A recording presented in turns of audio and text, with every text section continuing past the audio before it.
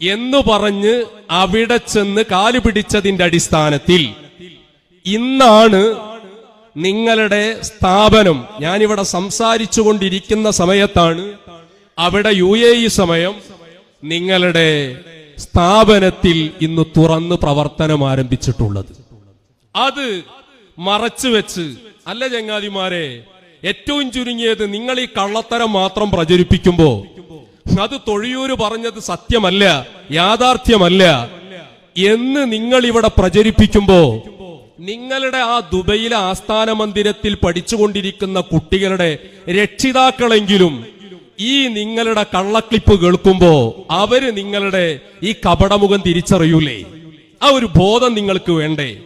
ഞാൻ അത് മാത്രമല്ലല്ലോ പറഞ്ഞിട്ടുള്ളത്, നിങ്ങളുടെ ആസ്ഥാന മന്ദിരവുമായി ബന്ധപ്പെട്ട് നിങ്ങൾ നടത്തിക്കൊണ്ടിരിക്കുന്ന ഇന്ത്യ ഗവൺമെന്റിന്റെ കണ്ണ് വെട്ടിച്ചുകൊണ്ട് നടത്തുന്ന സ്വർണ്ണക്കടത്തിനെ കുറിച്ച് ഞാൻ പറഞ്ഞിട്ടുണ്ട്.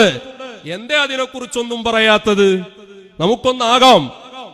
നമുക്കതിനെക്കുറിച്ചൊന്നാകാം, എന്തേ അതിനെക്കുറിച്ചൊന്ന് പറയാത്തത്? പറയൂ. പൂട്ടിക്കിടന്നിട്ടില്ല എന്ന് നിങ്ങൾക്ക് നിഷേധിക്കാൻ പറ്റുമോ? അത് പൂട്ടിക്കിടന്നിട്ടുണ്ട്.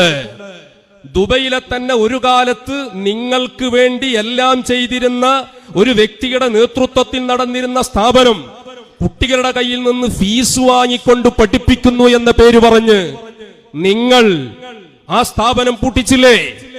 ഒരുപാട് കഥകൾ മെനഞ്ഞുണ്ടാക്കിയില്ലേ? നിങ്ങളുടെ സ്ഥാപനത്തിലെ കുട്ടികൾ നിങ്ങൾ പഠിപ്പിച്ചുകൊണ്ടിരിക്കുന്നത് എത്ര ഫീസ് നിങ്ങൾ വാങ്ങുന്നുണ്ട്? നിഷേധിക്കാൻ പറ്റുമോ? നിങ്ങളുടെ സ്ഥാപനത്തിൽ പഠിച്ചുകൊണ്ടിരിക്കുന്ന കുട്ടികളുടെ രക്ഷിതാക്കളുമായി ഞങ്ങൾ ബന്ധപ്പെട്ടുകൊണ്ടിരിക്കുന്നുണ്ട്. അവർ ഇപ്പോഴും ഞങ്ങളുമായി നിരന്തരം ബന്ധം പുലർത്തിക്കൊണ്ടിരിക്കുന്നുണ്ട്.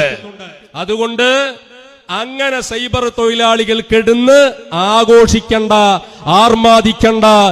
ഇന്നലെ വരെ ചോദിക്കട്ടോ, ശനിയും ഞായറും വീക്കെൻഡ് മദ്രസ കൂടുതൽ സമയം നടക്കേണ്ട സമയല്ലേ? എന്തേ നിങ്ങളെ സ്ഥാപനത്തിൽ മദ്രസ നടന്നിട്ടുണ്ടോ? നിങ്ങളെ സ്ഥാപനം തുറന്ന് പ്രവർത്തിച്ചിട്ടുണ്ടോ? ഇല്ല. അതുകൊണ്ട് തന്നെ ഇന്ന് ഞാനിവിടെ പ്രസംഗിക്കുന്ന സമയത്ത് ആ പൂട്ടിക്കിടന്ന സ്ഥാപനം തുറന്നു എന്ന് പറഞ്ഞ് അതിന്റെ വീഡിയോ ഇട്ട് ഇത് പറയുന്നത് വാസ്തവവിരുദ്ധമാണെന്ന് വരുത്തി തീർക്കാനുള്ള കാന്തപുരം സമസ്തയുടെ AP സമസ്തയുടെ സൈബർ ഗുണ്ടകളുടെ കള്ളത്തരം ഇതാ ഞങ്ങൾ ചൂട്ടോടെ പിടികൂടിയിരിക്കുന്നു. ഇനി ആ കള്ളത്തരവുമായി ഒരുത്തനും രംഗത്ത്